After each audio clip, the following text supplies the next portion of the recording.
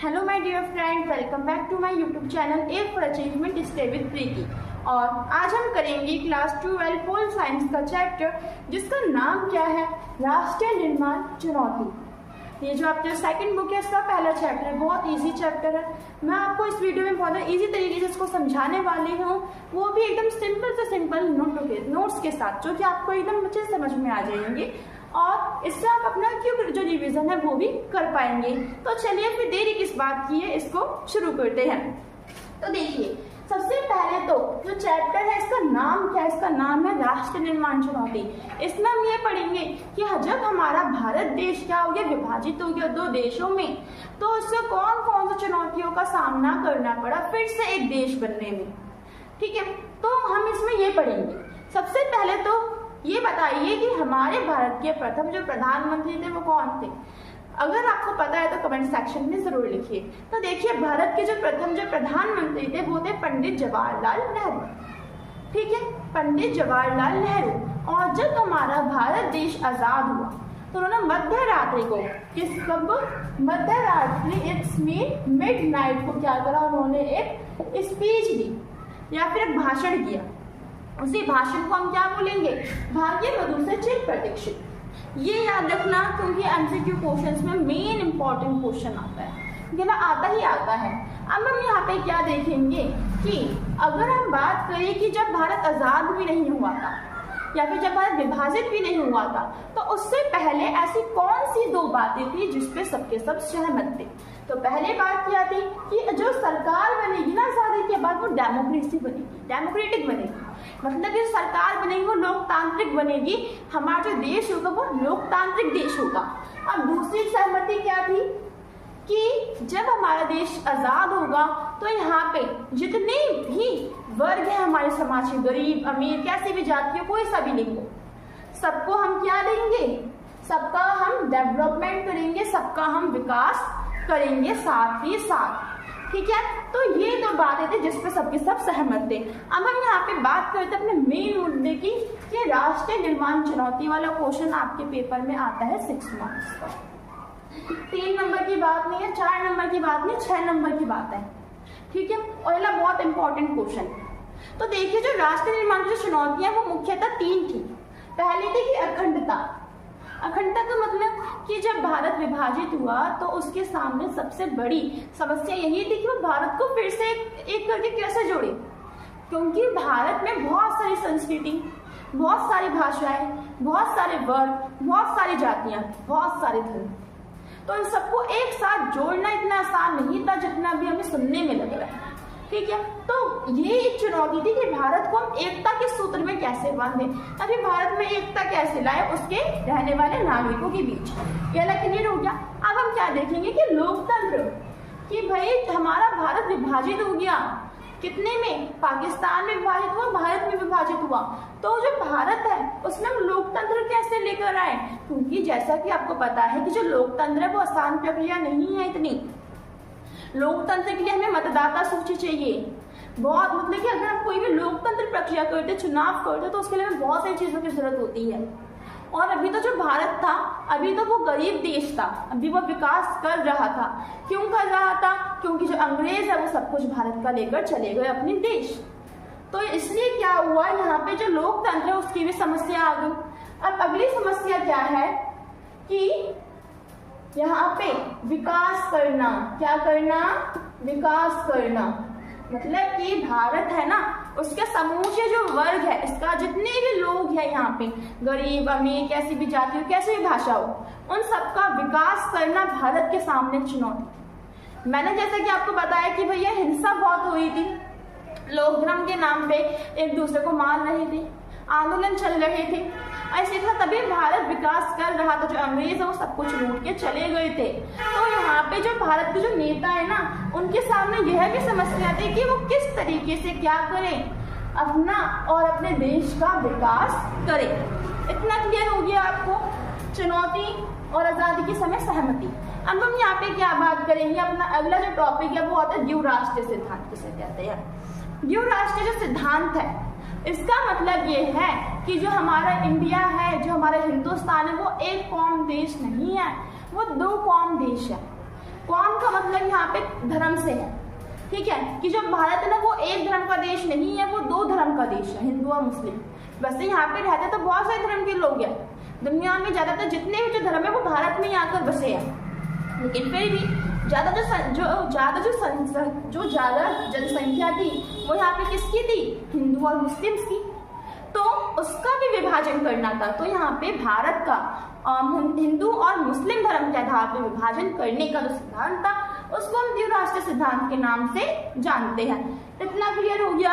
अब हम यहाँ पे क्या देखेंगे कि जो भारत है इसका विभाजन क्यों हुआ, मुस्लिम लीग का निर्माण हुआ, और यहाँ पे जो अंग्रेजों ने कौन सी नीति अपनाई, फूट डालो नीति।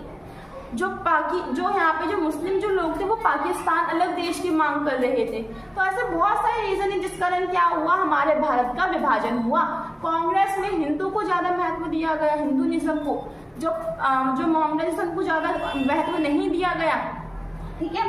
तो अब क्या हुआ, अब हम देखेंगे कि जब हमारा भारत विभाजित हो गया तो इसके परिणाम क्या हुए। जैसे कि हम सबको पता है कि यहाँ पे जो भी लोग थे उन्हें घर छोड़ के अपना खुद का घर छोड़ के दूसरे देशों में भागना पड़ा था। यहाँ पे कई प्रकार की हिंसा हुई और इस हिंसा में 5 से 10 लाख जो लोग हैं वो मारे गए। और यहाँ पे क्या बताया गया कि जो औरतें थी उनके साथ भी क्या हुई, हिंसा हुई, औरतों को अगवा किया गया और फिर उनसे शादी भी की गई। तो इस तरीके से क्या हुआ, इसका परिणाम निकला, 2 अलग अलग देश बन के आए, भारत और पाकिस्तान देश, धर्म के आधार पे बंटवारा हो गया। तो ये इसके क्या होंगे, परिणाम होंगे भारत विभाजन के। इतना क्लियर हो गया आप लोगों को। तो चलिए अब हम आगे चलते हैं।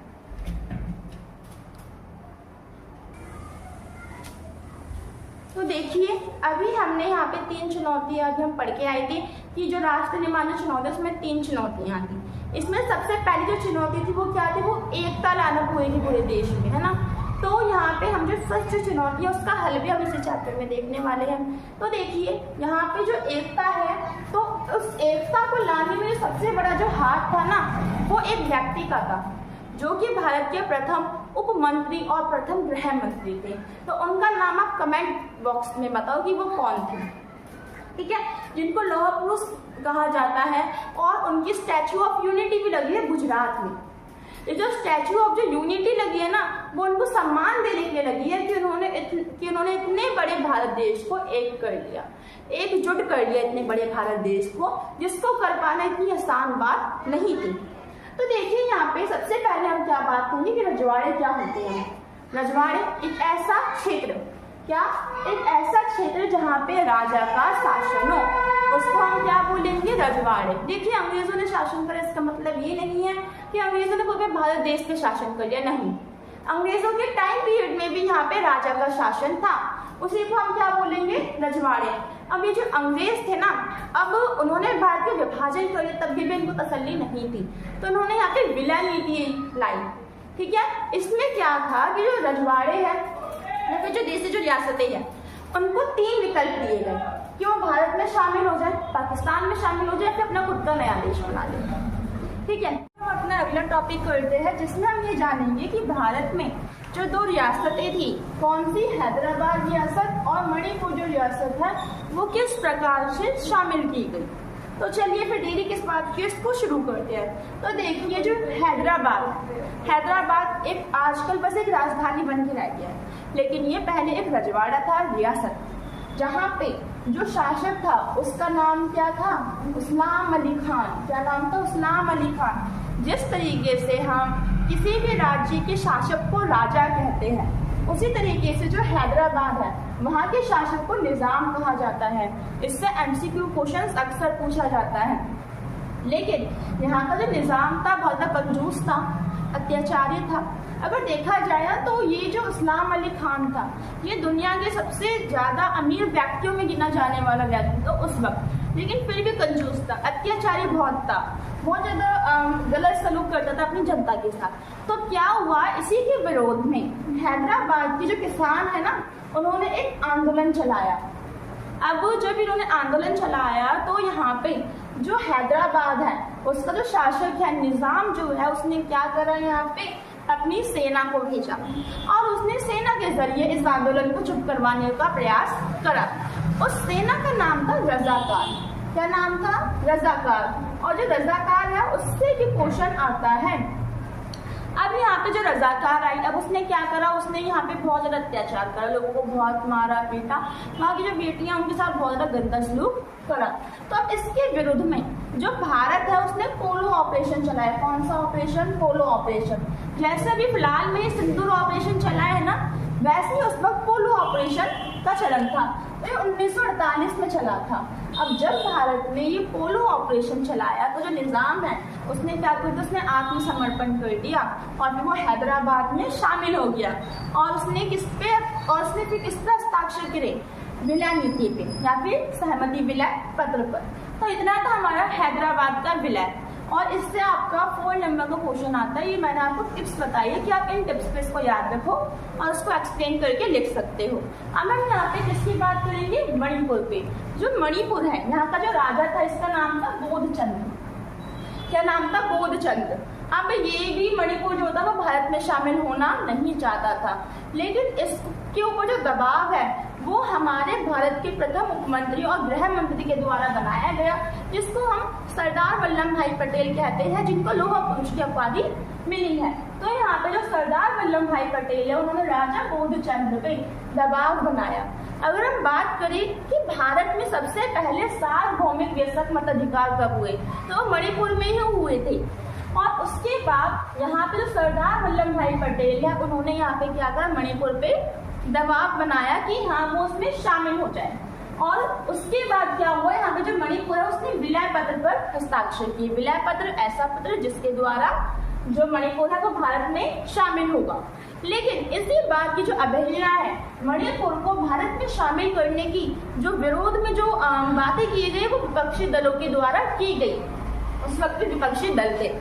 लेकिन क्या हुआ, जो मणिपुर है वो शामिल हो गया। बस यहाँ पे मणिपुर ने एक शर्त रखी कि जो मणिपुर है इसके अंदर आंतरिक स्वायत्तता चलेगी। आंतरिक स्वायत्तता का मतलब ये है कि हाँ वो भारत का हिस्सा है, लेकिन उसके अंदर वहाँ का जो राजा है वही शासन करेगा। लेकिन अभी हाल फिलहाल में इस आंतरिक स्वायत्तता को भी खत्म कर दिया गया है। तो आज की वीडियो में बस इतना ही। हम अगले पार्ट में पढ़ेंगे कि भारत में भाषा के आधार पर जो राज्य वो किस तरीके से बने और उसके लिए कौन सा संगठन बना। हम अपना अगला टॉपिक करते हैं जिसमें हम ये जानेंगे